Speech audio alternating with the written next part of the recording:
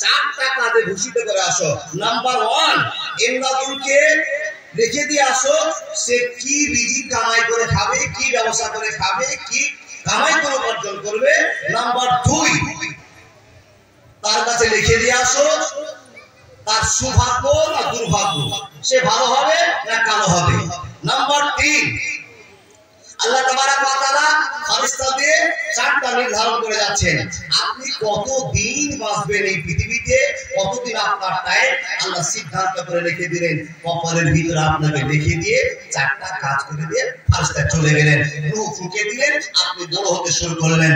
বড় হতে হতে হতে হতে হতে হতে যেই দিন আপনার সিলেক্ট করার টাইম আসে সেই দিন আপনাকে বলতে হবে না, কেউ জানবে না, শুধু আল্লাহ জিবরাইলকে অর্ডার করবেন, আজরাইলকে অর্ডার করবে, আজরাইল ইমদাদুলের টাইম শেষ, এবার তোমার কাজ চালু করো।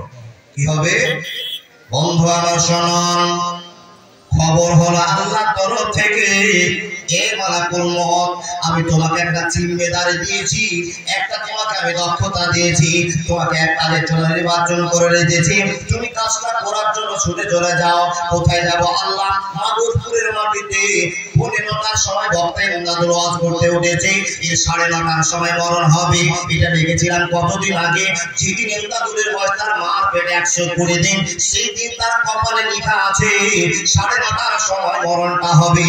আজরাইলের দেরি করা যাবে না, আর কয়েক মিনিট সময় আছে, তাড়াতাড়ি করে ইমদাদুলের কাছে চলে যা আর তার খবরটা নিয়ে আমার কাছে জমা করে দে।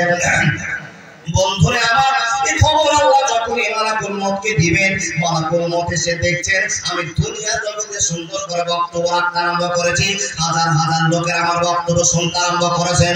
জিবরিল আল্লাহকে খবর দেওয়াচ্ছেন, মাবুদ যে ছেলেটার মরণের জন্য তুমি আমাকে ঘন্টা বাজিয়ে দিয়েছো, ইমদাদুলকে 9:30টার সময় জান কবজ করতে হবে, তোমার সিদ্ধান্ত অনুযায়ী আল্লাহ কাজ করতে হবে।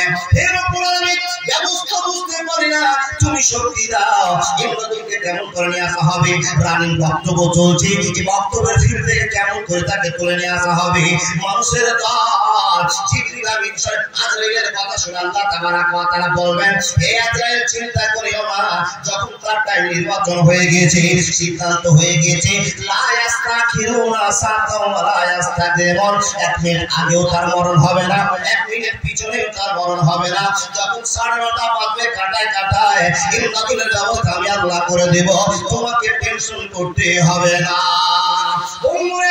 আমি বক্তব্য রাখতে আরম্ভ করেছি, 9:30 বেজে চলেছে, মাত্র 2 সেকেন্ড টাইম আছে। মাওলানাকে বললাম, মাওলানা আমাকে আপনি বোতলটা আগিয়ে দেন। মাওলানা আমার হাতে বোতলটা দিলেন, আমার গলাটা খুসখুস ভাব করছিল, আমি 1 গ্লাস পানি নিয়ে কিংবা বোতলটা আমি মুখে ধরে একটা টান মেরেছি। হে আল্লাহর বান্দারা, বোতলটা ধরে একটা পানির মধ্যে আমি টান মেরেছি, আমার গলাতে যে পানি আটকে গেল, পানি আটকে গিয়ে ফড়ফড় ফড়ফড় করতে করতে করতে করতে মাইক বাদ দিয়ে, মাইকের স্টেজ বাদ দিয়ে আমি মরে গেলাম। বন্ধুরে আমার, পৃথিবীর কেউ আমাকে বাঁচাতে পারবে না। শুনে যার কথাগুলো কেউ আপনি রক্ষা করতে পারবেন না। হঠাৎ করে আপনাকে একটা খবর দিয়ে যায়, আমেরিকা থেকে 6 জন মানুষ এসেছে, আমি এখানে বক্তব্য রাখছি, আমার সঙ্গে তাদের কোনো কথাবার্তা ছিল, তাদের সঙ্গে লেনদেনে কোনো আমার ঘাটতি ছিল। বন্ধুরে আমার, আব্বাজান আমার মনোযোগ দিয়ে শুনে যান, ওই 6 জন লোক পিস্তল নিয়েছে, বম নিয়েছে, হাতিয়ার নিয়েছে, আসার পরে স্টেজের সামনে হাজার হাজার লোক আপনারা বসে আছেন। 2 জন লোক উঠে আমার কলার দুটো ধরেছে, কলারটা ধরার পর আমাকে অসম্মান করে এই স্টেজ থেকে ছিঁচড়ে নিয়ে চলে যাচ্ছে, টানতে টানতে নিয়ে চলে যাচ্ছে। আচ্ছা বলুন তো বাবা, ও আল্লাহর বান্দা বান্দিরা, আপনাদের এলাকার আমি ভাই, আরো একটা কারো বন্ধু, আমাকে যদি কোন এলাকার লোক উঠিয়ে নিয়ে চলে যায়, তো আপনারা বাধা দেওয়ার জন্য দৌড়িয়ে আসবেন কি আসবেন না? বলো, আসবেন তো? মুসলমানের টানা, কেউ বিপদে পড়লে আসবেন তাকে উদ্ধার করার জন্য। হে মুসলমান, আমেরিকা থেকে যদি লোকগুলো সারা জীবনটাকে বের করার জন্য আমাকে টানতে টানতে নিয়ে যেতে, হাজারটা লোক আপনারা ছুটে আসবেন, তাদেরকে বাঁচাতে হবে। কি হয়েছে দেখার নাই, কত টাকা মেরে নিয়েছে তাদের দেখার নাই, কিন্তু যার সাথে চলছে তাকে বাঁচাতে হবে। হাজার হাজার লোক ছুটে এসে বাঁচার চেষ্টা করবেন, তাদেরকে আটকে দিবেন। গুলির ভয় করবেন না, বোমের ভয় করবেন না, হাতিয়ারের ভয় করবেন না, হাজার জন লোক ছুটে এসে আটকানোর ব্যবস্থা করবেন। কিন্তু বন্ধুরে আমার, এমন একজন লোক আমার কাছে চলে এসেছে, আপনারা এত সুন্দর ওয়াজ চলছে, আপনারা মনোযোগের কথাগুলো শুনছেন আর এর ভিতর থেকে আমার জানটা কবজ করে নিয়ে চলে যাচ্ছে। বলুন তো কোন লোক আছেন এই মালাকুল মউতকে বাধা দেওয়ার মতো কারো কি শক্তি আছে? না, মালাকুল মউতকে বাধা দেওয়ার মতো কারো শক্তি নাই।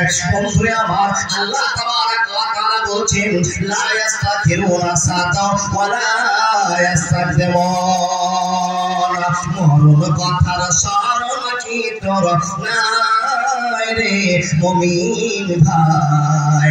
মরণ কথার স্মরণ কি তোর নাই? মরণ কথার স্মরণ কি তোর নাই রে মুমিন ভাই? মরণ কথার স্মরণ কি তোর নাই? টাকা পয়সা জমিদারি পড়ে রবে পাকা বাড়ি, টাকা পয়সা জমিদারি পড়ে রবে পাকা বাড়ি, খালি হাতে যেতে হবে ওরে মুমিন ভাই। মরণ কথার স্মরণ কি তোর নাই? মরণ কথার স্মরণ কি তোর নাই রে মুমিন ভাই? মরণ কথার স্মরণ কি তোর নাই? বন্ধুরা প্রথম আরম্ভ করলাম, এখানে যত কি মানুষ আমরা বসে আছি, এত সুন্দর করে আওয়াজ শোনার পর আমাদের চলে যেতে হবে। কি কখন কোন জায়গাতে যাব পৃথিবীর কেউ জানে না, যিনি জানেন তার নাম মুখ খুলে বলতে হবে। কি আল্লাহ, তাহলে আল্লাহ জানে আমি কখন মরবো, আপনি কখন মরবেন। দেখেন, সুখের শেষ নাই, শান্তির শেষ নাই। কামাই ছিল না, কামাই করতে শিখলেন আর উঠতি বয়সে গিয়ে আপনার মালাকুল মউত এসে জীবন চালিয়ে চলে যাচ্ছে। এটা হলো মরার শিষ্টাচার।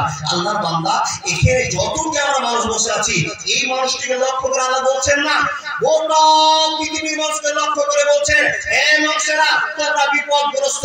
আল্লাহ কিসের জন্য তুমি এই খবরটা দিচ্ছ? বলে আমি আল্লাহ জাস্টিফাই করে দেখছি তোমরা পৃথিবীর সমগ্র মানুষ বিপদগ্রস্ত। আল্লাহ আমরা কি বিপদ আছি? বিভিন্ন রকমের বিপদ তো আছে। সবচেয়ে বড় বিপদ ইন্নাল ইনসানা লাফি খুস। হে মানুষেরা সমগ্র পৃথিবীর মানুষের বিপদ আছো।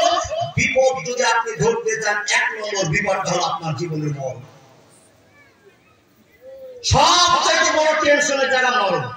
মরণকে আমরা ভুলে গিয়েছি। এই মরণকে আজকে মনে করাবো। আজকে টোটাল ওয়াজ মরণ সম্পর্কে। মরণকে মনে রাখুন। আল্লাহর বান্দা, সবচাইতে কঠিন জায়গা হলো মরণ। বলে মরণা, এই মরণ সম্পর্কে আপনি যে বলবেন কঠিন কি? মানুষকে দেখলাম খাটে শুয়ে আছে, তার পাশে 10টা লোক দাঁড়িয়ে আছে। এই দেখতে দেখতে দেখতে দেখতে লোকটা চলে গেল, তাকে কাফন দাফন করে চলে আসলাম, ঝামেলা বুঝতে পারলাম না। ও আল্লাহর বান্দা, এত সহজ নয়। যাকে মরণ রোগে ধরেছে ওকে খালি করে নিয়ে চলে গিয়েছে। মরণের কাছ থেকে যদি কেউ ছুটে এসে গল্প শোনাতে পারত, তাহলে আপনি শুনে আটকে যেতেন, আর কোনদিন বেঈমানি কাজ করতে পারতেন না। মরণের কাছ থেকে যদি একবার ছুটতে পারতেন, কিন্তু না, ছুটার তো কোনো কথাই নাই। যাকে মরণ ধরবে তাকে বিদায় করে নিয়ে চলে যাবে। এর নাম মরণ। আপনাদের ছোট্ট একটা কথা বলি, সুন্দর মানুষ মরার টাইমটাতে যে খবরটা আপনার হচ্ছে, যে ঘটনাটা আপনার ঘটছে, ছোট্ট করে আপনাকে বোঝায়, আপনার বুকে যদি 50 রাউন্ড গুলি লেগে থাকে, আপনার বুকে গোটা শরীরে যদি 50টা গুলিবিদ্ধ হয়ে থাকে, যে যন্ত্রণাটা আপনি ভোগ করবেন, বিশ্বনবী নবী মুহাম্মদুর রাসূলুল্লাহ পড়ুন সাল্লাল্লাহু আলাইহি ওয়াসাল্লাম, যে শব্দটা, যে ভালোবাসাটা আপনার সামনে ব্যবহার করে গিয়েছেন, আপনাকে খবরটা দিয়ে গেছেন, সেই খবর থেকে জানা যাচ্ছে কোটি ভাগের 1 ভাগ আপনার সারা শরীরে যদি গুলিবিদ্ধ হয়ে যতটা কষ্ট অনুভব করবেন, মরণের তার কিঞ্চিত চাঁদ আপনাকে দিয়ে মরণ আপনাকে নিয়ে চলে গেছে। মরণের স্বাদটা এত কঠিন, এত কষ্ট, আপনাকে বুঝাবার কথা নয়। মায়েশা রাদিয়াল্লাহু তাআলা আনহা বলছেন, কি বলছেন? যেদিন থেকে নবীজির মরণ দেখে নিয়েছি, আমার কোলে থেকে বিশ্বনবীর জান বেরিয়ে গেল, সেদিন থেকে মরণকে আর ঘৃণা করি না। মরণকে দেখে আমার জ্ঞান হয়ে গেছে, বিশ্বনবীর মরণে যদি এত কষ্ট হয়, যে লোকটা পৃথিবীর নায়ক, যে লোকটা আকাশের নায়ক, তার সামনে পিছনে সব গুনাহ, তার মরণে যদি এত কষ্ট হয়, তাহলে আমাদের জীবনের মরণের কত ঘটনা ঘটতে পারে। কে বলছেন এই কথা?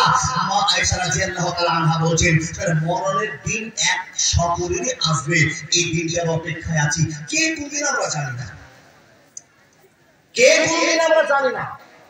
তো আল্লাহর বান্দা, মরণ যে আপনার হবে, মরতে যে আপনাকে হবে, এর জন্য আমল করা আপনার জরুরি। এই ওয়াজ আমি আজকে করবো না, শুধু মরণ নিয়ে আলোচনা করা হবে।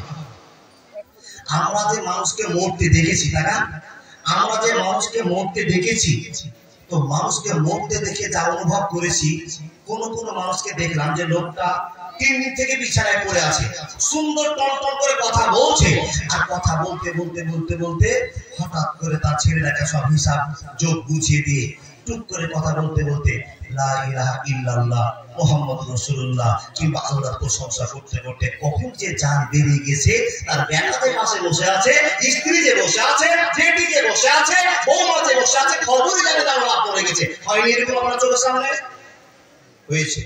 কিছু লোককে দেখবেন খুবই নামাজি ছিল, খুবই ভালো লোক ছিল, ওর লোকটা পরিচা ভালো ছিল, মরছে তো 2 মাস থেকে বিছানায় পড়ে আছে, বিছানায় পড়ে থেকে থেকে কষ্ট করে করে করে যখন মরছে, একবার পা লাফাচ্ছে, হাত লাফাচ্ছে, কত কষ্ট করে মরছে।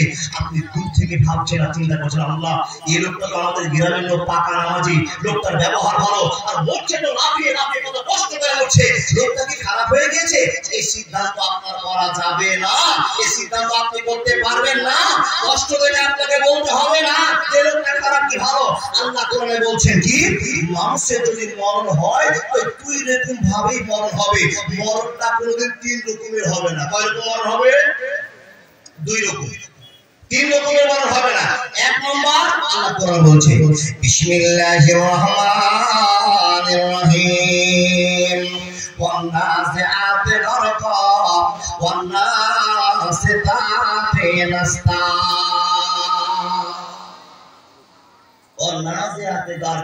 একটা মরণ কথা বলছি, কাউকে মরতে দেখেছে নিজের চোখে, খুব কষ্ট করছে আর মরছে। আর আরেকটা মরণকে দেখেছে নাস্তা, একটা কলসি থেকে জলকে গিলাসে ঢালতে একটা কলসি কি ব্যথা পায়? হল হল হল হল করে কলসির জলটা গিলাসে পড়ে গেল, ঝামেলা মিটে গেল। কিছু মরণ আছে দেখবেন কষ্ট করে মরছে, আর কিছু মরণকে দেখবেন খুব হালকা ভাবে দমে চলে যাচ্ছে। এই দুটো সিস্টেমের মরণ আপনার চোখে দেখা আছে। এখন আপনি প্রশ্ন করেন, মাওলানা যারা লরির তলে পড়ে মরছে, যারা ফাঁসি দিয়ে মরছে, যারা ডুবে মরছে, এর সিস্টেম তো আলাদা। জি, দুটোই মরণ, দুটোই মরণ, সিস্টেম অনেক রকম ভাবে দেখেছেন। কিন্তু যেই লোকটা লরির তলে পড়ে মরছে, অ্যাক্সিডেন্ট হয়ে মরছে, সেই লোকটা কত কষ্ট করে মরেছে, কিন্তু মিনিটে জীবন শেষ হয়ে গেছে। এই দুটো সিস্টেমের উপর চলে গেছে। আপনি আমি ভাবছি অনেক কিছু, কিন্তু না বাবা, এই দুটো সিস্টেমের উপর দিয়ে তার জীবনটা চলে গেছে। তার কারণ আল্লাহ নিজে বলছেন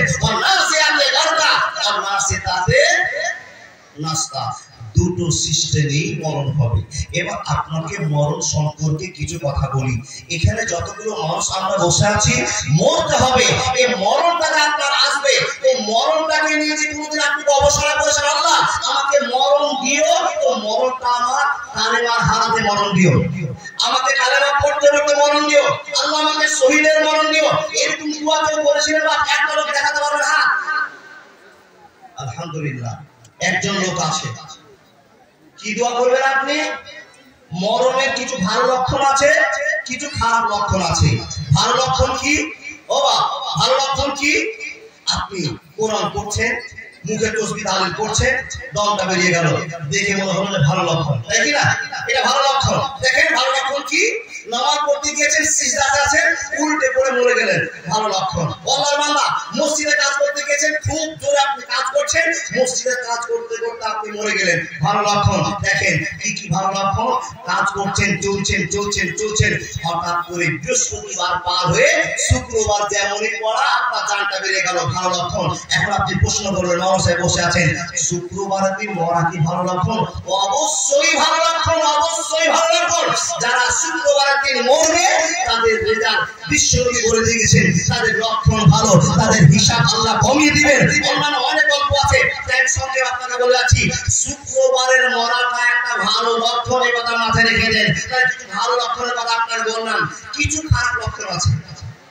কি লক্ষণ? কোথায় জুনামারি ব্যবস্থা করতে গেছে, মরে গেলেন, খারাপ লক্ষণ।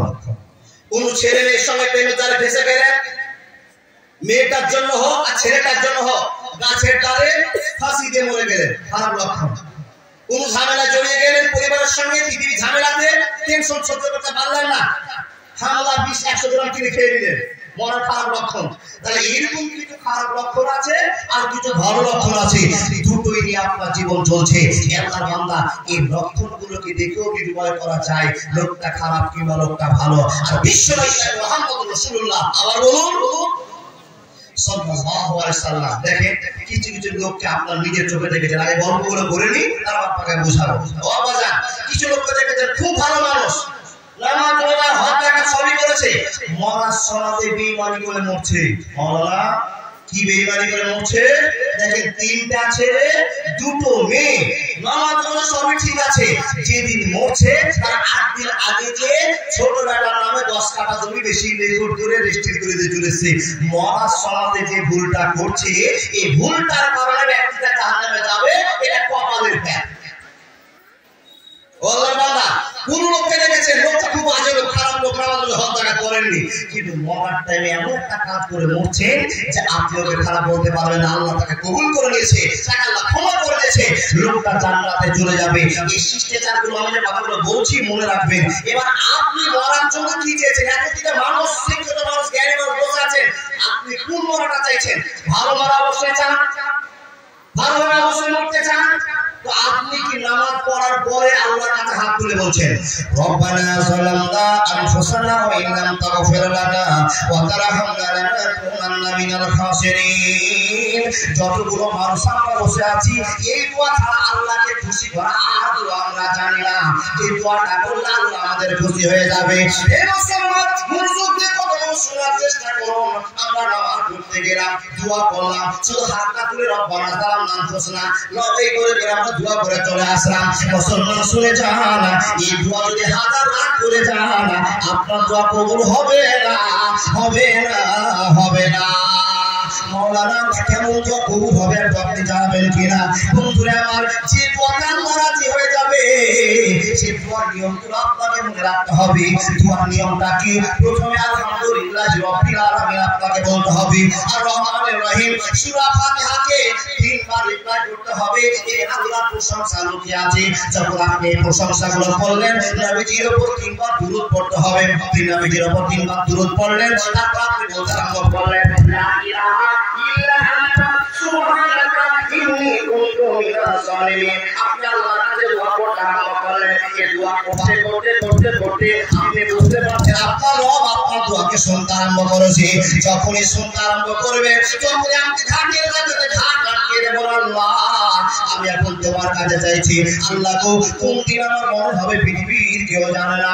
যদি আল্লাহ তুমি আমাকে মরণ দাও, যে টাইমে তুমি আমাকে মরণ দিবে, মাবুদ গো, নবীর তালিকায় মরণ হক তুমি শুরু করে দাও, আমাকে তুমি শাহীদি মরণ দিয়ে দাও। হে রব্বুল আলামিন, ভালোবাসার পরিচয় মরণ দিয়ে দাও। বারবার নামাজের পর আপনি দোয়া করেন, যদি আপনার আল্লাহ দোয়া করে নেয়, তো মরণের টাইমে যে কষ্টটা হবে, এই কষ্টটা থেকে বেঁচে যাবে, অসুবিধা হবে না, হবে না, হবে না।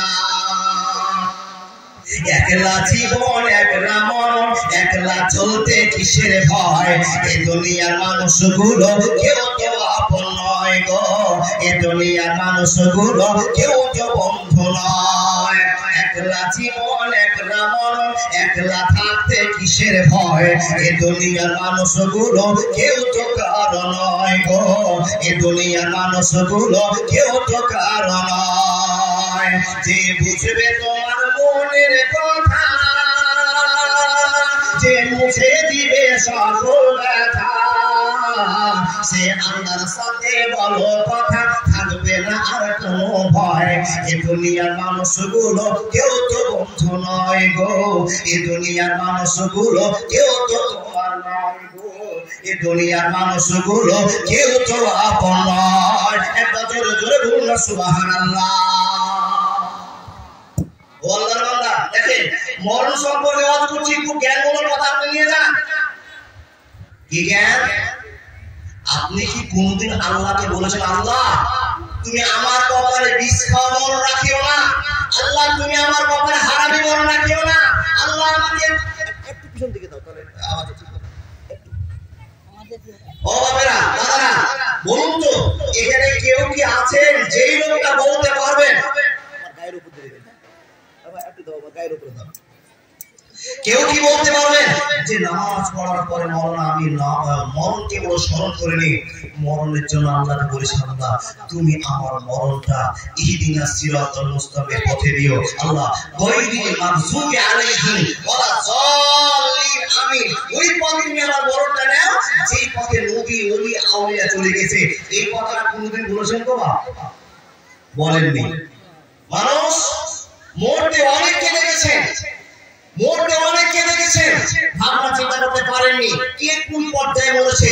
আপনারা দেখেছেন বাবা কাকা নদীর জলে ডুবে মরতে দেখেছেন?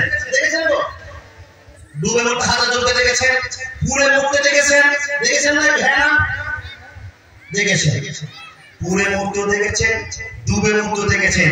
আল্লাহর কাছে হাত তুলে দোয়া করে বলবেন, বাবু তুমি আমাকে শহীদের মরণ দাও। যদি আমার মরণ হয় আর মরতেই হবে, আল্লাহ তুমি আমাকে শহীদি মরণ দাও। আল্লাহ তোমার কাছে ভালো রেজাল্ট পাবো, শহীদি মরণ দাও। এর জন্য আপনাকে দোয়া করতে হবে। আর আল্লাহ বলছেন উজিবু দাওয়াতা তারে ইজা তারে, বান্দা তুমি যখন আমার কাছে দোয়া করবে অবশ্যই আমি আল্লাহ তোমার দোয়া কবুল করব। তাহলে আজকে আপনাদেরকে শিখিয়ে দিচ্ছি বাবা, আপনারা মরণের জন্য কাঁদবেন আল্লাহর কাছে, আল্লাহ কষ্টে তুমি মরণ দিও না। অন্যাসে রাতে রাস্তা আমাদের কথা বলতে বলতে আমার মুখে যেন কালেমা থাকতে থাকতে আমার মরণটা হয়ে যায়। এই মরণ তুমি আমাদেরকে দিও। সকলে বলুন আল্লাহুম্মা আমিন। এই মরণটা চান তো? জি। কিন্তু এই মরণটা চাইতে গেলে আল্লাহর কাছে ভালো মরণ নিতে গেলে বাবা কিছু বিপদের রকম মরণ আছে। কি? যেমন কোন বিল্ডিং এর নিচে কাজ করছেন আর বিল্ডিং ভোঁসড়ে পড়ে গেল, ভোঁসড়ে পড়ে গিয়ে আপনি মরে গেলেন। এবার আপনার কাছে আমার প্রশ্ন, আপনার উত্তর দিবেন। এই বিল্ডিং ভোঁসড়ে পড়ে যাওয়া মরণটা ভালো না খারাপ? এটা বলবেন জোরে? আপনি বলবেন না মরণ পরীক্ষা নিচ্ছি আমার বাচ্চা সাথে, আমি আপনাদের সেরকম বলুন না। এই বিল্ডিং ভোঁসড়ে পড়ে যাওয়াটা ভালো মরণ না খারাপ মরণ? খারাপ মরণ নয়। উত্তর পেলাম খারাপ মরণ। খারাপ মরণ নয় যেটা আপনি জানেন না, এটা আপনি জানেন না তার জন্য বলছেন এটা খারাপ মরণ না। আগুনে পুড়ে মরছেন, এই মরণটা খারাপ মরণ না। ডায়রিয়া হয়ে আপনি মরছেন, খারাপ মরণ না। পেটের ব্যথা, 3টা হসপিটালে গেলেন, কেউ পেটের ব্যথা ভালো করতে পারলো না, খারাপ মরণ? জি না। এই মরণের জন্য আল্লাহর কাছে দোয়া করেন, আল্লাহ তুমি আমাকে শহীদি মরণ দাও। সুবহানাল্লাহ। আমি আল্লাহর কাছে চাইবো শহীদি মরণ। আল্লাহ তুমি আমাকে শহীদের দরজাতে মরণ দাও। শহীদি মরণ কাকে বলে? 7 প্রকার লোক শহীদের দরজা পাবে মরলে। এই 7 প্রকার লোক আজকে চিনে যাবে। ওরা কারা? হাদিস বলবো আপনাকে, মনে করে নিয়ে যান। আল্লাহর বান্দা আপনি মনে করে নেন, এই কথাগুলো আপনার খুব জ্ঞানে বিবেকে রাখবে, খুব কথাগুলো মনোযোগ দিয়ে শুনুন, যাতে আপনার অন্তরে পরিবর্তন হয়। 7 প্রকার লোক শহীদের দরজা পাবে। ওরা কারা?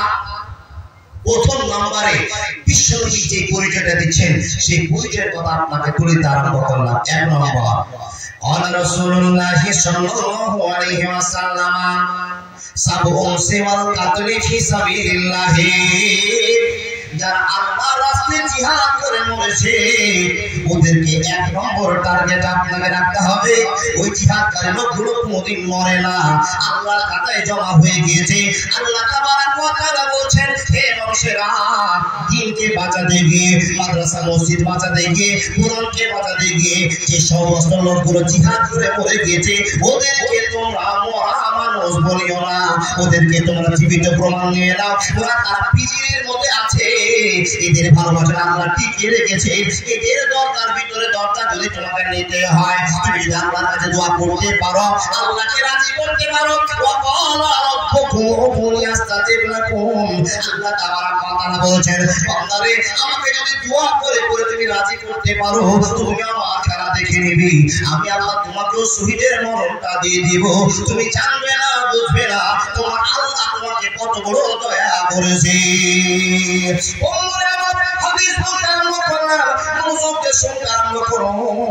আল্লাহ তাবারাক ওয়া তাআলা বলেছেন, 1 নম্বর পরে যে লোকটা শহীদের দরজা পাবে, মরণ তো অনেক আমরা চোখে দেখেছি, এই মরণগুলোর ভিতরে কে কে শহীদের দরজা পাবে এইটা আমরা কোনদিন গবেষণা করে দেখিনি। আজকে আমাদের সামনে বলতে আরম্ভ করলাম, আল্লাহ তাবারক ওয়া তাআলা বলছেন আল-মাতুনা শাহিদুন, আল-মাতুনা শাহিদুন, যারা মহামারীতে মৃত্যুবরণ করবে ওরা আল্লাহর জান্নাতে শহীদের দরজা পাবে। ওদেরকে শহীদ বলে ঘোষণা করে দিতে হবে। যারা মহামারীতে মারা যাবে, মহামারী কাকে বলে আমরা বলতে পারবো না। যারা এখানে 80 বছরের 60 বছরের লোক আছে ওনারা বলতে পারবেন মহামারী কাকে বলে। মহামারী বোঝায়। আজকের ওয়াজ যদি ভালো না লাগে তো কিছু জ্ঞানের কথা পাবে। মহামারী কাকে বলে? বাবা, মান্দাপাড়ার পূর্ব দিকে শুরু হয়েছে ডায়রিয়া, চলে আসছে মহামারী, মরতে মরতে মরতে। এখন বর্তমান সমাজে থেকে আপনারা বুঝাতে গেলে ধরে নেন করোনা ভাইরাস। এই অবস্থা তো দাদা লাগছে একটু শেয়ার করে দেন বাবা। এক নম্বর আল্লাহর কাছে আশা করেন, আল্লাহ তুমি আমার মুখে কালেমা বলতে বলতে মরণ করে দিও। তোমার কাছে আশা, এটা দোয়া বারবার করবেন। নাম্বার 2, আল্লাহ যদি তুমি আমার মরণ দাও, মরতেই তো হবে, তুমি 7 প্রকারের ভিতরে কোন এক প্রকার মরণ তুমি আমার কপালে দিও। বাবা, এখন 7 প্রকার যদি মরণ চান তো আপনার কষ্ট হয়ে মরতে হবে। 1 নম্বর, মহামারীতে আপনার যদি মরণ হয়ে যায় তো বিশ্ব নবী মুহাম্মদ রাসূলুল্লাহ পড়ুন সাল্লাল্লাহু আলাইহি সাল্লাম বলেন ওই লোকটা শহীদের দরজা পাবে। আর যে শহীদের দরজা পেয়ে যাবে, শহীদ বলে ঘোষণা হয়ে যাবে, ওর কি জান্নাতে আমার টেনশন আছে? আর টেনশন নাই। তাহলে 1 নম্বর আপনি দোয়া করেন, আল্লাহ আমার মরণটা তুমি তোমার ভালোবাসার কারণে নিয়ে দাও, শহীদের দরজা দাও। যারা মহামারীতে মরবে তারা 1 নম্বর শহীদের দরজা পাবে। নাম্বার 2, নিজের চোখে দেখেছেন কত মানুষকে পানিতে ডুবে মরতে। বাবা, পানিতে যারা ডুবে মরেছে, ওই পানিতে মরা লোকগুলোকে বলবেন, ও যদি বেঁচে থাকতো তো আপনারা বলতে পারতো যে কি অবস্থা পানির ভিতরে হচ্ছিল। ওই কষ্ট করে চলে গেছে বিশ্বনবী মুহাম্মদ রাসূলুল্লাহ সাল্লাল্লাহু আলাইহি সাল্লাম বলছেন 2 নম্বরে যারা পানিতে ডুবে মরবে ওরা শহীদের দরজা পাবে। নাম্বার 3, আরে আপনারা বলে নিচ্ছি, নাম্বার 3, যারা পশ্চাতে মৃত্যুবরণকারী তারা শহীদের দরজা পাবে। কি করে? ফুসফুসের রোগে আক্রান্ত হয়ে, হার্ট অ্যাটাক হয়ে, ক্যান্সার হয়ে যারা মৃত্যুবরণ করবে, নাম্বার 3 তারা শহীদের দরজা পাবে। জোরে বলুন সুবহানাল্লাহ। আপনি বলেন মুরবি সাহেব, আপনি যে দোয়া করতে বলছেন এই দোয়াটা নিজে থেকে করবো, এটা কোনো কথা হলো? তাহলে আমাকে তো বলতে হবে আল্লাহ নামাজ পড়ার পরে বলবো আল্লাহ তুমি আমাকে ক্যান্সার দিয়ে মারি, এই দোয়া করা যাবে? করা যাবে? জি করা যাবে। আপনি কি করতে নিজে রাখবেন না, আল্লাহকে বলবেন আল্লাহ তুমি আমাকে মরণ দিও, শহীদের দরজার মরণ দিও। তাহলে আল্লাহ সিলেক্ট করে রেখেছে আপনার কপালে যা আছে। যেই মতো আপনি মার পেটে 120 দিন ছিলেন, ওই 20 দিন অবস্থায় যখন আপনার বয়স হয়েছিল, ফারিস্তা যেইভাবে আপনার মরণের টাইম রেখে দিয়েছে ওইভাবে আপনাকে মরতে হবে। শিষ্টাচারের কথাটা আপনার কিছুক্ষণ পর বলছি। তাহলে আপনি যে দোয়া করেন আল্লাহর কাছে, আল্লাহ আমার মরণ ভালো দিও, মরণ ভালো দিও, এখন থেকে শহীদের দরজা পাবে। তাহলে শহীদের দরজা পাওয়াটা ভালো মরণ ভালো না? এবার আপনি একটু আমাকে বলে দেন তো এই দোয়াটাকে আমরা করতে পারবো? শহীদের দরজা নিতে গিয়ে যদি আমি দেওয়াল চেপে মরে যাই তাহলে আমাকে কি আমি আবেদন করতে পারি? জি জি জি, শহীদের দরজা আমরা চাইতে পারি, কিন্তু আল্লাহ যদি আপনাকে কবুল করেন এই 7 রকম ভাবে আপনার মরণ হতে পারে। ওরকম 7 রকম। নাম্বার 1, যে 1 নম্বর মরণটা আপনাকে বললাম শহীদের দরজায় পাবেন। মহামারীতে করোনা ভাইরাসে যদি মরে যান তো আপনি শহীদের দরজা পাচ্ছেন, আর শহীদের দরজা পাওয়ার মানে আপনার জান্নাতের খবর হয়ে গিয়েছে। নাম্বার 2, পানিতে ডুবে যদি কোনো মানুষ মারা যায় ওই লোকটা জান্নাতের ঠিকানা পাবে, শহীদের দরজা পেয়ে যাবে। নাম্বার 3, যদি কারো ফুসফুস অ্যাটাক হয়ে মারা যায়, ক্যান্সার হয়ে মারা যায়, নাম্বার 3 সেই লোকটা পেয়ে যাবে। শুনে যান, পেটের রোগে যদি আক্রান্ত হয়ে যায়, পেটের কামড়ে ছটফট করতে করতে লোকটা পৃথিবী ছেড়ে চলে গেল। আল্লাহর বান্দারা টাটকা সুন্দর লোকটা পেটের ভয়ে, পেটের অশান্তিতে ছটফট করতে করতে ইন্তেকাল করে নিল। আল্লাহর নবী মুহাম্মদ রাসূলুল্লাহ চতুর্থ নম্বরে বলছেন ওই লোকটাকে শহীদের দরজা আল্লাহ দিবেন, কষ্ট করে মরেছে, এর কপালে কষ্টটা ছিল, এই জন্য তার মরণটা সেইভাবে হয়ে গিয়েছে। ওই লোকটা শহীদের দরজা পাবে, অসুবিধা হবে না, হবে না, হবে না। हाय मुसलमानों संभल जाओ, ये दुनिया जाने वाली है, गुनाहों से करो तौबा, क़यामत आने वाली है। मुसलमानों संभल जाओ, ये दुनिया जाने वाली है, गुनाहों से करो तौबा, क़यामत आने वाली है। की दुआ बोलছেন? কোন দিন কি বলেছেন আল্লাহ? আমার মরণটা ভালো মরণ দিও, আর ভালো মরণ চাইতে হয় আর আপনার শহীদের মরণ আপনি চাইবেন। নাম্বার দেখেন, 4 নাম্বারটা বললাম। নাম্বার 5, আগুন লেগে গিয়েছে, মালদাপাড়াতে আগুন লেগেছে, কিংবা কোন জায়গায় অশান্তি জ্বালানো শুরু হয়ে গিয়েছে, আগুন নিভাতে গিয়ে যে কোনো কারণে হোক না কেন আপনার যদি আগুনে পুড়ে মরণ হয়ে যায়, তো বিশ্ব নবী মুহাম্মদ রাসূলুল্লাহ সাল্লাল্লাহু আলাইহি ওয়াসাল্লাম বলছেন, ও মানুষ তুমি শুনে নাও, তোমার মরণটা আল্লাহর পছন্দের মরণ হয়েছে। তোমাকে দুনিয়াবাসী বলবে লোকটা কষ্ট করে মরেছে, কিন্তু না না না, তোমার কষ্ট হয়নি, আমি আল্লাহ তোমাকে চেয়েছিলাম তাই তুমি পুড়ে মরেছো, কপাল তোমার খুলে গিয়েছে, তুমি মরণের দরজা পেয়ে গিয়েছো, শহীদের দরজা পেয়ে গিয়েছো। আল্লাহর বান্দারা তো আল্লাহর কাছে দোয়া করে বলবো, আল্লাহ তুমি আমার পছন্দের মরণটা, তোমার পছন্দের মরণটা আমাকে নিয়ে নাও, যে মরণে আমার জীবন শান্তি পাবে, কিয়ামতের দিন শান্তি মিলে যাবে। দেখেন 5 নম্বর চলে গেল কি, আগুনে পুড়ে যারা মরবে তারা শহীদের দরজা পাবে। কার বাপ, কার মা, কার ভাই, কার বোন, কার আত্মীয়স্বজন পুড়ে মরেছে হিসাব করে রাখেন। আল্লাহর বান্দা কার বাপ, চাচা, দাদা, বন্ধুরা পানিতে ডুবে মরেছে হিসাব করে রাখেন। যারা শহীদের দরজা পেয়েছে এক রকমের জান্নাতের খবর তাদের কাছে হয়ে গেছে। নাম্বার 6,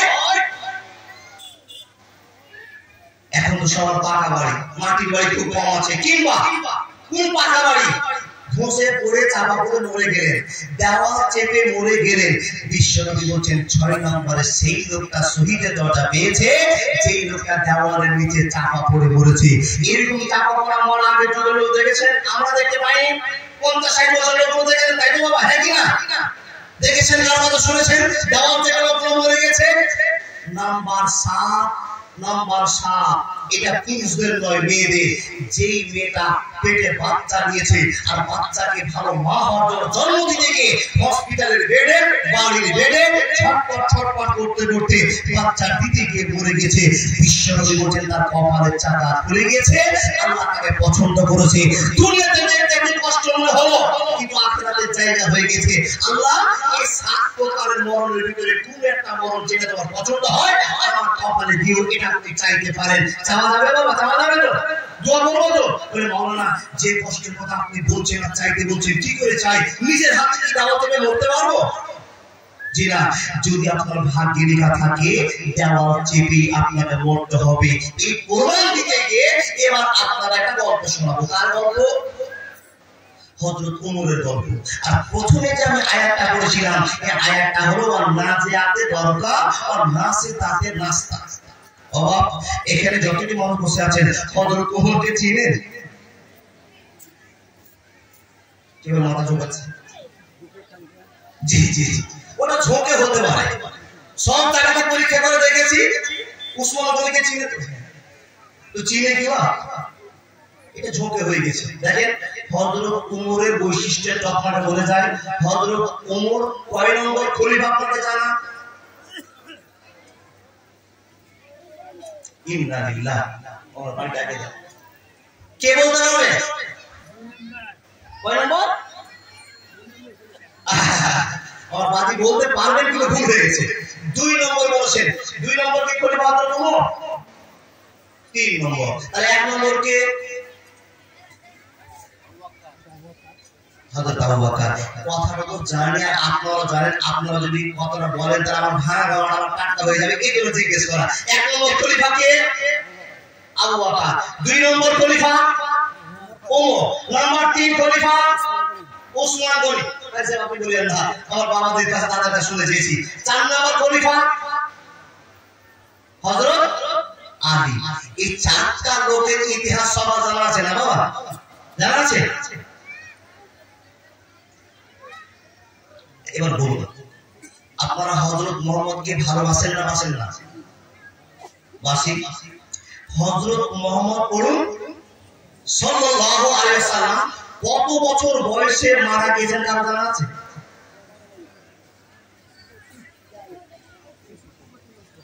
আল্লাহু আকবার কবীর। হযরত মুহাম্মদ আমাদের নেতা, আর যার সুপারিশে আমরা জান্নাতে যাব, সেই লোকটা কত বছর জিন্দেগি কাটিয়েছেন এই গল্প আমাদের অনেকেরই জানা নেই। তো যারা জানে তারা বলুন কেউ। 63 বছর, তাই না? আর 63 বছর বয়সটাকে ভাগ করতে পারবেন কোন জায়গায় কতদিন কাটিয়েছিল? পারবেন না, পারবেন না। 63 বছর বয়স কোন দিকে কোন ভাবে কিভাবে কতদিন কাটিয়েছিল কারো জানা নাই। তাহলে আপনাকে বলি, জন্ম হলো কোথায়? মক্কায়। জন্ম হলো কোথায়? মক্কায়। মক্কা থেকে নিয়ে 40 বছর মক্কায় থাকলেন। মক্কাতে 40 বছর হলো, হিসাব করবেন। মক্কাতে 40 বছরের ভিতরে গারে হিরাতে গিয়ে যেখানে জিবরাইল চেপে ধরে খবর দিয়েছিলেন, গারে হিরাতে খবর দিয়ে নবীকে নবুয়ত দিলেন। আর নবী নবুয়ত পর প্রচার শুরু করলেন। প্রচার করতে করতে করতে করতে 10 বছর মক্কাতে প্রচার করলেন। মক্কায় 3 বছর, মদিনায় 10 বছর। হিসাব বুঝাচ্ছি আপনাকে। ও আল্লাহর বান্দা, 10 বছর মক্কাতে প্রচার চালালেন, মুসলমান হয়ে গেল। মক্কা ছেড়ে হিজরত করে চলে গেলেন কোথায়? মদিনায়। মদিনায় টোটাল 13 বছর। তাহলে এদিকে 40, মক্কাতে প্রচার করলেন 10, কত হলো? 50। আর মদিনায় কত? 63।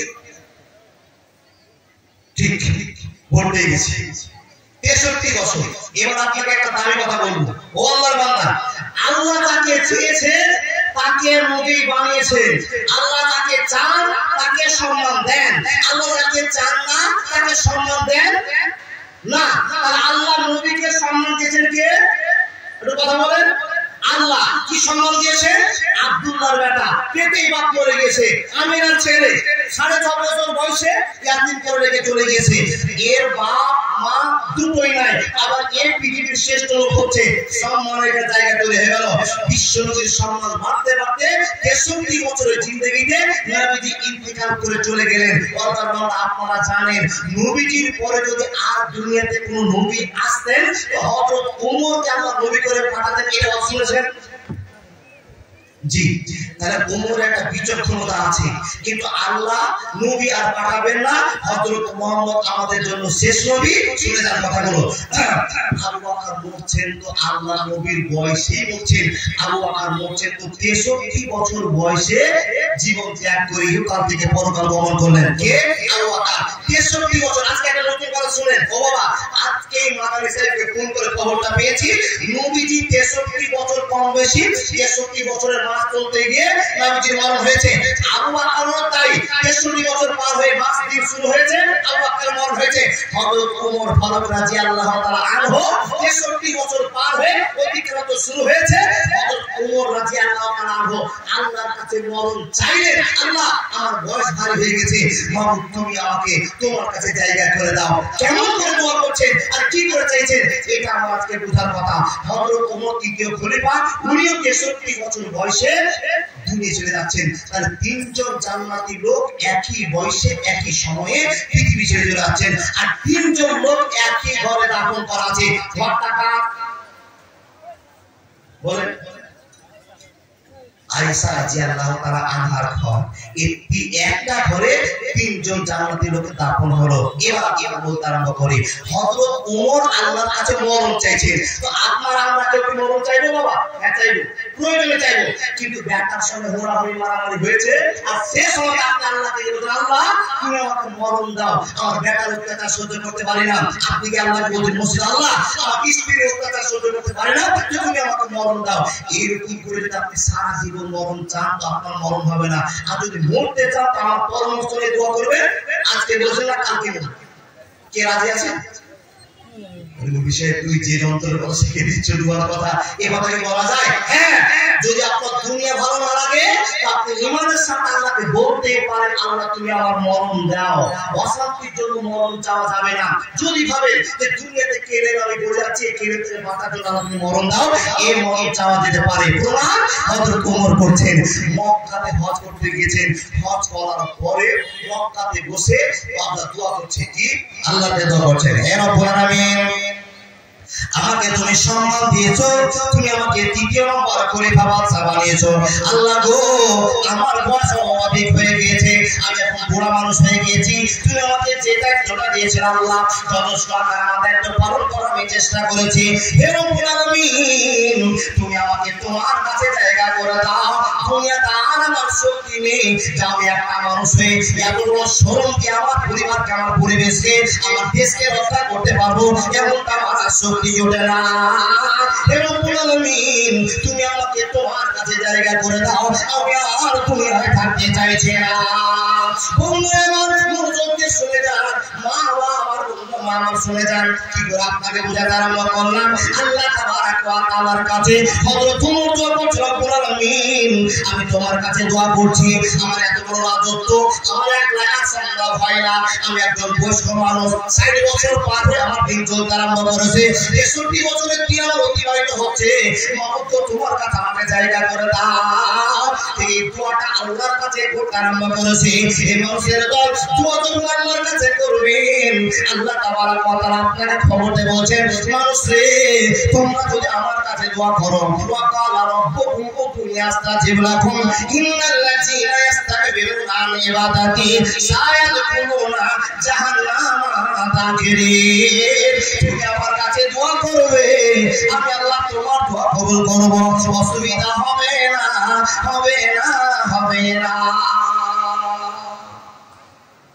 হযরত ওমর দোয়া করছে, আল্লাহ এত বড় রাজত্ব এতদিন ধরে চালালাম আর আমি চালাতে পারছি না, তো মাহবুব তুমি আমাকে ব্যবস্থা করে দাও।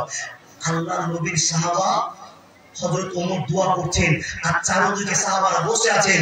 দোয়া করতে করতে হযরত ওমরের মুখ থেকে একটা কথা বেরিয়ে আসছে। কি কথা?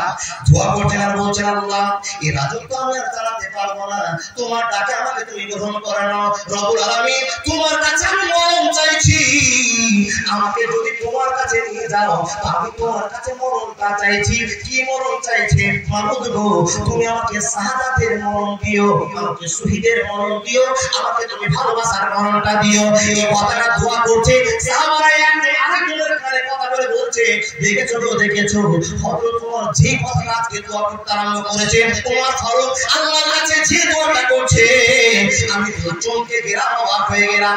এক সাহাবা আরেক সাহাবার কানে বলছেন, আমি তো অবাক হয়ে গেলাম, মদিনার মাটিতে আর কোনো ভেজাল নাই, মক্কার মাটিতে আর কোনো ভেজাল নাই। যেদিন বিশ্বনবী বলেছেন ও মুসলমানেরা মক্কা তোমাদের জন্য বিজয় হয়ে গিয়েছে, মক্কা তোমাদের জন্য নিজের জায়গা হয়ে গিয়েছে, যেখানে ইচ্ছা সেখানে নামাজ পড়ো আর অসুবিধা হবে না, হবে না, হবে না।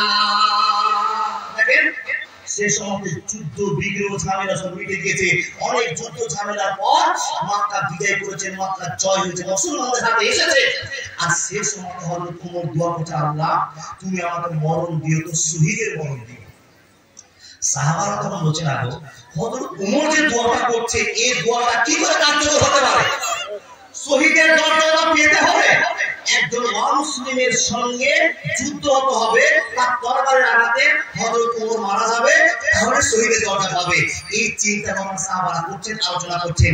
আর আল্লাহর নবীর সাহাবা হযরত ওমর আল্লাহর কাছে দোয়া করে বলেন, মাবুদ তুমি আমাকে শহীদের মরণ দিও। এই দুয়ার বাক্যটা শুনে সাহাবারা হতভম্ব হলেন বটে, কিন্তু 13 দিনের মাথায় দুয়ার রেজাল্ট আসে। জোরে বলুন সুবহানাল্লাহ। কদিনের মাথায়? 13 দিন পরে মক্কা থেকে বিশ্বনবী মদিনায় আসছে। তো দোয়া পড়তে বলছেন, হে রব্বুল আলামিন মরণের খবর তুমি জানো, মরণের খবর তোমার কাছে আছে। রব্বুল আলামিন গো আমি জানি না আমার কোন মাটিতে মরণ হবে, হে রব্বুল আলামিন তুমি আমাকে মরণ দাও, মরণ দাও। তোমার কাছে যাওয়ার জন্য আমি বড় আগ্রহী হয়েছি রব্বুল আলামিন, কিন্তু জানি না কোন মাটিতে কেমন করে আমার মরণ হবে, পৃথিবীর কেউ জানে না। আল্লাহর বান্দারা এখানে যতগুলো চাচা বাবি আছেন, ভাই আমার মা আমার বোন আছেন, একজন বলতে পারবেন কোন জায়গাতে কার মরণ হবে? কারো কি জানা আছে? না। তো আমিও তো জানি না আমার কোন জায়গাতে মরণ হবে। তো মরণ যদি আপনার পছন্দের জায়গা থাকে, এই পছন্দের জায়গার জন্য আপনি মরণের জন্য আল্লাহকে তালাশ করেন, আল্লাহ তুমি আমাকে সেই জায়গাটা দেন। তো হযরত ওমর মক্কাতে বসে বসে কাবার সামনে দোয়া করছেন আর বলছেন, হে রব তুমি আমাকে মরণ দিবে। কথাটা বললাম, এক নম্বর দোয়া, আল্লাহ তুমি আমাকে শহীদের মরণ দাও।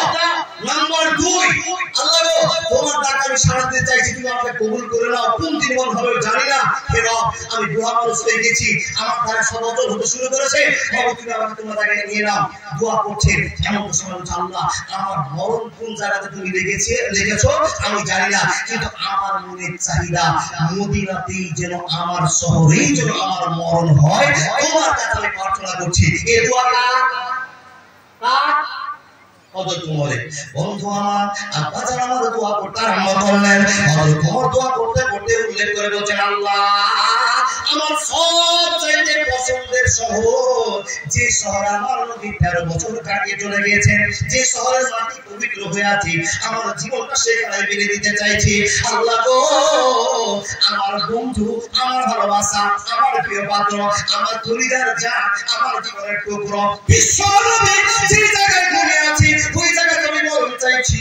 আল্লাহর কাছে বারবার করে দোয়া করছেন আর কাছে, আল্লাহর বান্দা বলুন তো নবীজির মাটি দেওয়া আছে মক্কাতে না মদিনাতে? ওয়াজ শুনলে এই কথাটা মনে রাখবেন আপনাকে। যতটি প্রশ্ন করেছি নতুন নতুন প্রশ্ন, কার কার জানা আছে বলতে পারবেন? মক্কাতে মরেছে, নবী জীবন আছে, সমাধি করা আছে মক্কাতে, কবরস্থ হয়ে আছেন না আপনার মদিনাতে? হ্যাঁ কোন কথা বলবো?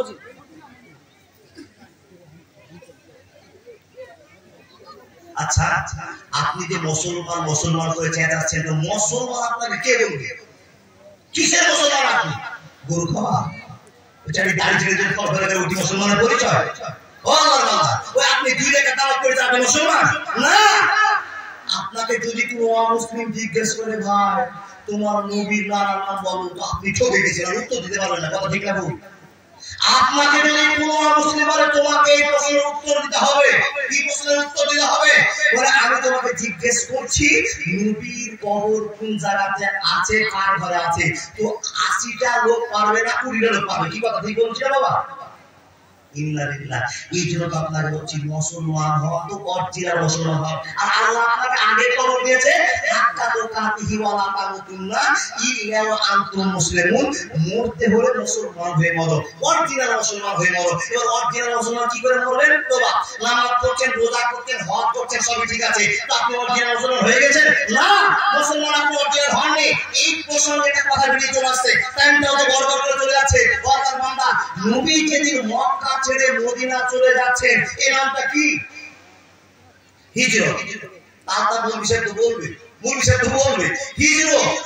তো নবী হিজরত করে যাচ্ছেন, তখন আব্দুস সালাম বলে একটা টেহা লোক, কেমন টেহা জানেন? খ্রিস্টানের পন্ডিত আব্দুস সালাম। ওই লোকটা দৌড়তে দৌড়তে এসে বলছে, হ্যাঁ গো তোমরা কোথায় যাচ্ছ গো? বলছে আমাদের কাছে মক্কা থেকে মদিনাতে নবী মুহাম্মদ আসছে। তো লোকটার কথা শুনে আমরা পাগল হয়ে গেছি, অথচ আমরা হযরত মুহাম্মদকে চোখে কেউ দেখিনি। তার কথা শুনে এত প্রেম, এত ভালোবাসা মনে হবে লোকটা আসবে। তো বাবা এই আমাদের ঢিকাহাট থেকে বলিপুকুরে যাবে, বলিপুকুরের সব লোকগুলো এই আমাদের এই কি মামুরপুর ব্রিজে এসে সব তাকিয়ে আছে, নবী কোন পথ দিয়ে আসছে, নবীকে স্বাগতম জানাবো, ওয়েলকাম জানাবো, নবীর মহব্বত কত। যেই লোকটাকে চোখে দেখেননি সেই লোকটার প্রেম ভালোবাসা মদিনার মধ্যে এত উঠে উঠেছে, সে সময়টা আব্দুস সালাম বলে খ্রিস্টানদের একটা মূল হিসেবে কোথায় যাচ্ছ গো? তখন সব লোকেরা বলছেন আমাদের কাছে আমাদের প্রিয় হাবিব হযরত মুহাম্মদ মক্কা থেকে মদিনাতে আসছেন, তাকে স্বাগতম জানার জন্য যাচ্ছি। এই লোকটা বলছে তোমাদের নবী আসছে, তো যাচ্ছি, তোমাদের পরিচয় জি। আর 5 বছর পর কিয়ামতের আলামত চলে এসেছে। একটা বেটা ছেলে 50টা বেটি ছেলে হবে, হিসাব বুঝেননি? একটা বেটা ছেলের ভাগে 50টা বেটা ছেলে, সরি 50টা বেটি ছেলে হবে। তার মানে একটা ছেলে 50টা বেটি ছেলে, কিয়ামতের গ্রুপের কথা। তো হিসাব করে এখন দেখছি বাবা 10টা করে পড়ে গেছে আর 40টা বাকি আছে। বেটা ছেলে 300 আর বিটি ছেলে 3000 এসছে, জায়গা হয় না। ও মা, সংখ্যা বেড়ে গেছে, ইতিহাস পৃথিবী চালু হয়ে গেছে, অপজান যুদ্ধ বিগ্রহ চালু হয়েছে। খারাপ মনে করিয়েন না, প্রমাণ আছে হাদিস কোরআনে, হবে, হতেই থাকবে। একটাই কাজ, আপনার দোয়া করতে হবে, আর কিছু করার দরকার নাই, দোয়া করতে হবে। কিয়ামতের অনেক নমুনা চলেছে, লালন তার ভিতরে মহিলারা বেড়ে যাবে। তো মহিলারা খুব বেড়ে যায় না, আরো দেরি আছে, আল্লাহ জানে। কিন্তু আমাদের যত বেটা ছেলে সব দিল্লিতে আছে, এই জন্য মহিলা বেড়ে গেছে। এসব বুঝেননি? ও মামন, আপনারা যত এসছেন আলহামদুলিল্লাহ, খুশি আপনারা এসছেন, তাই জালসা জমছে। তো আপনারা আপনাদের ইমানের সাথে দুটো কাজ করেন তো। সামনে জায়গাগুলো ফাঁকা আছে, পিছনটা ভরে গেছে, তাই আপনাকে বলবো যে আপনারা সেই জায়গাটা পূরণ করে দেন। কি ব্যাপার গো বাবা, এত গরম, আর মেয়েরা তো একটা দুটো করে বাচ্চা নিচ্ছে, অশান্তির তাদের আছে, চাপতে বলবো না। যে মতো আছেন, যদি সুযোগ থাকে তাকে সুযোগ করে দেবেন, এটা কোনো মানবতা। আচ্ছা, আমি এতদিন কথা বললাম, এর মধ্যে মনে করে নিতে পারবো কি ওয়াজ করছিলাম বলেন দেখি।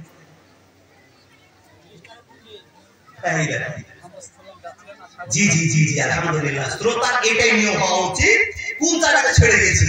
তাহলে খ্রিস্টানদের একজন মুরগি এসে বলছে, তোমরা তো যাচ্ছ, তো তোমাদের নবী আসছে, আমাদের নবীকে পরীক্ষা করে দেখবো। তো ওই মুলবি সাহেব এসে নবীজিকে দেখার পরে, নবীজিকে ধরার পর বলছেন, ও আল্লাহর নবী, আপনি সেই নবী, আপনি সেই মুহাম্মদ? জি, আমি সেই মুহাম্মদ। তোমার বাবার নাম আব্দুল্লাহ, তোমার মার নাম আমিনা? হ্যাঁ। তো আপনাকে 3টা প্রশ্ন করবো। কে বলছেন? খ্রিস্টানদের মুফতি সাহেব বলছেন, তোমাকে আমি 3টা প্রশ্ন করবো। এই 3টা প্রশ্নের উত্তর পৃথিবীর কারো জানা নাই, জানা থাকবে একমাত্র নবীদের। তুমি যদি জানো আর বলতে পারো, তাহলে তোমাকে আমি নবী বলে মেনে নিব, আর কোনো ঝামেলা হবে না। আর যদি না বলতে পারো, তাহলে তোমাকে আমি নবী বলতে পারবো না। তার কারণ এই প্রশ্ন 3টা নবীরাই জানে। প্রশ্নটি করছে বাবা, আমি প্রশ্নটি শোনাবো, আপনারা শুনবেন। এখন বলবো না, টাকার অসময়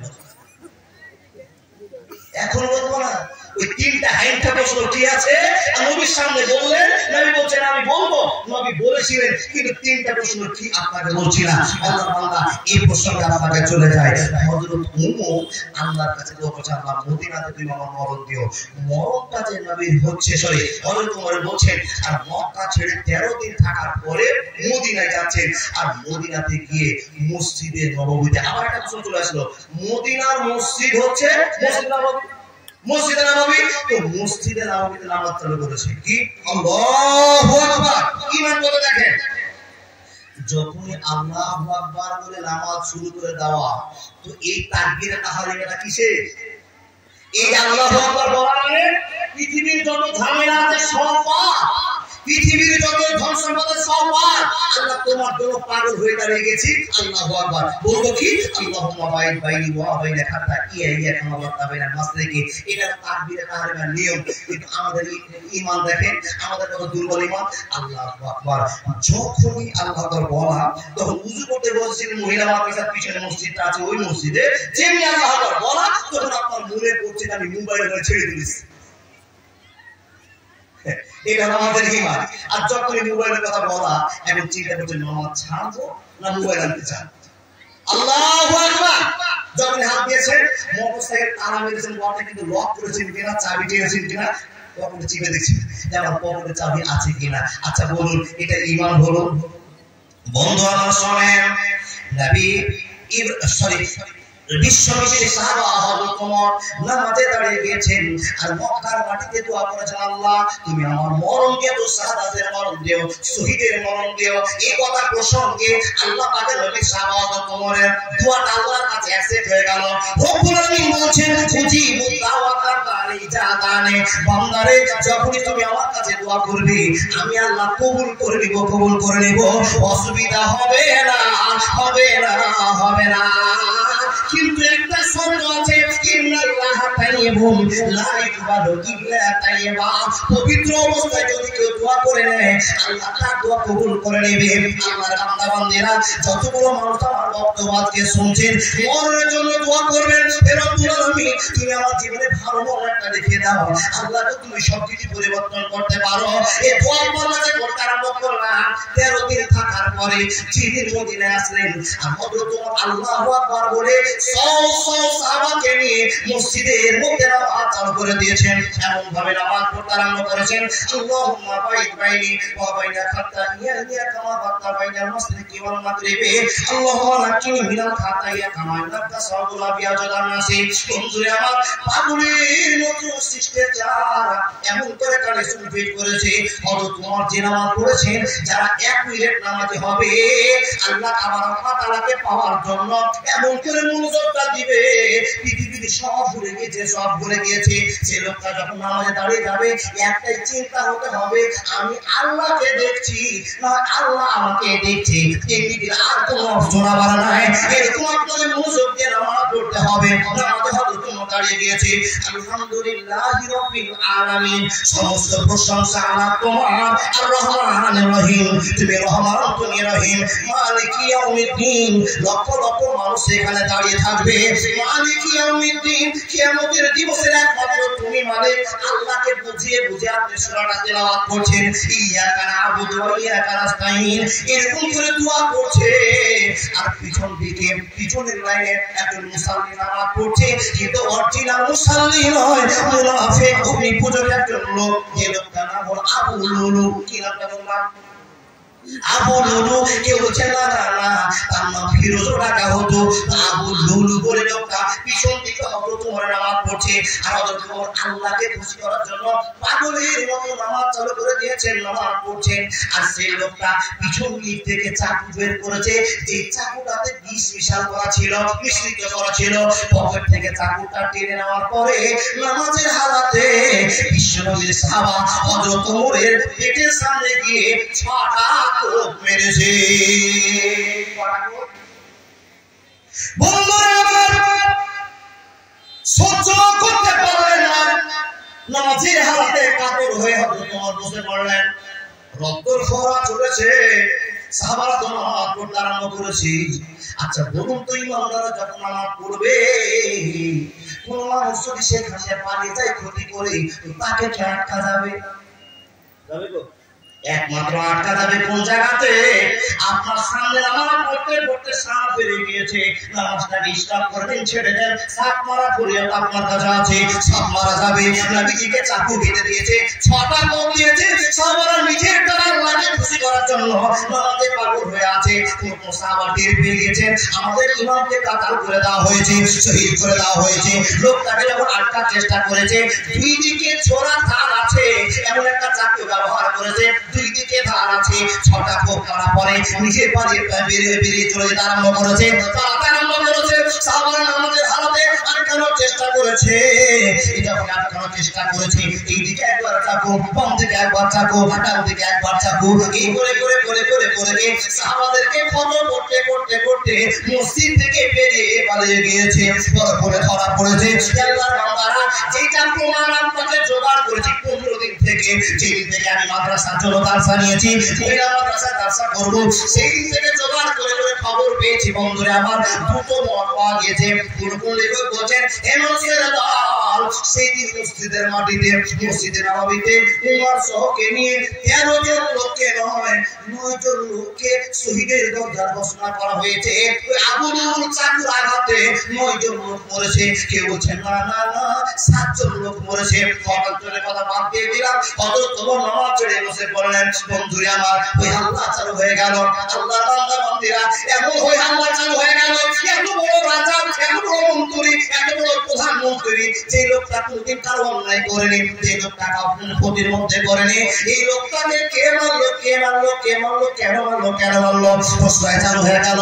আব্বা জান, এখন মিডিয়া আপনাকে একটা কথা বোঝাতে হবে, যে কথাগুলো বলার জন্য এতক্ষণ টাইমটা লস করে দিলাম। কি কথা বোঝাবো? বন্ধুরা আমার, সেই কথাটা আমি হাজির হয়ে গেলাম, আল্লাহর কথা আমি চলে আসলাম। কোন কথা? আল্লাহ তাবারক ওয়া তাআলা বলছেন, ওয়ান্নাজিআতি গারকা ওয়ান্নাসিতাতি নাসতা। হযরত ওমরকে কোপেরা হলো, মাটিতে বসে গেলেন। 24 তারিখে খুন করা হলো। লোকটা মরে না, ইন্তিকাল করে না, বিদায় নিয়ে চলে যায় না। কেন যায় না? লা ইস্তাখিরুনা সাতা ওয়া লা ইস্তাকিমুন।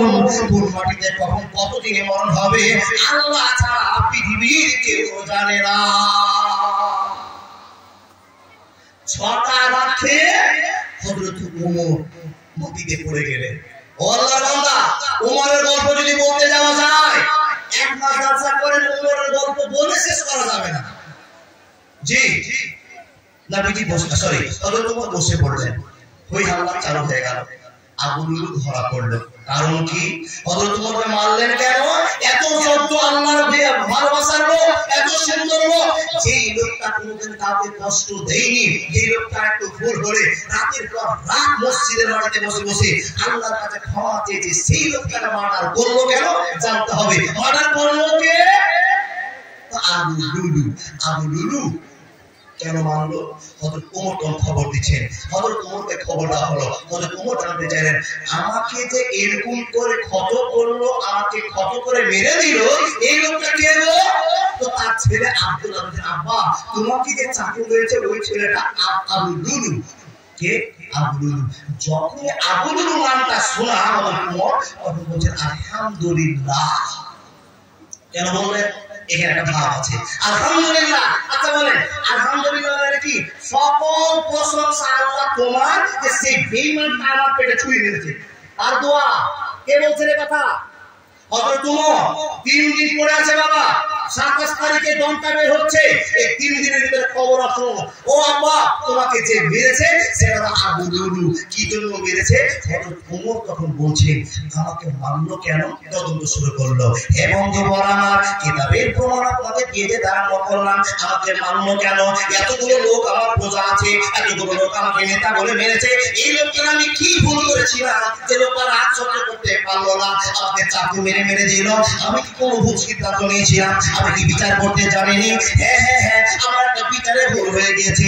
আপনার কতটা ভুল ধরবেন জানি না। হে আল্লাহর বান্দারা, মনোযোগ দিয়ে শুনে যান। হযরত ওমর এবার গবেষণা শুরু করে দিলেন, কেন মারলো, কেন মারলো, কে মারলো? বলে আবু লুলু মারলো। আবু লুলু মদিনাতে হিজরত করেছিলেন, তাকে ধরে বন্দী করে মুসলমানরা নিয়ে এসেছিল। আর মুসলমানরা যখন ধরে নিয়ে এসেছিল, আবু লুলুকে একজন আল্লাহর বান্দা মুগিরা ইবনে শুবা তাকে কবজায় করে নিয়েছিল। একটা অগ্নি পুজো মদিনাতে ধরা পড়েছে, তো তাকে গোলাম হিসাবে কিনেছে কে? মুগিরা ইবনে শুবা। মুগিরা ইবনে, বলো ঠিক আছে নামটা? মুগিরা ইবনে শুবা। এই লোকটাও আবু লুলুকে কিনেছে। তো আবু লুলু যে লোকটা ওমরকে মারছে, সেই লোকটা কাঠ মিস্ত্রি। মনে করবেন ঘটনা ভাবে একটা কাটতে পারবেন না, কাঠ মিস্ত্রি। তো কাঠ মিস্ত্রি দিনে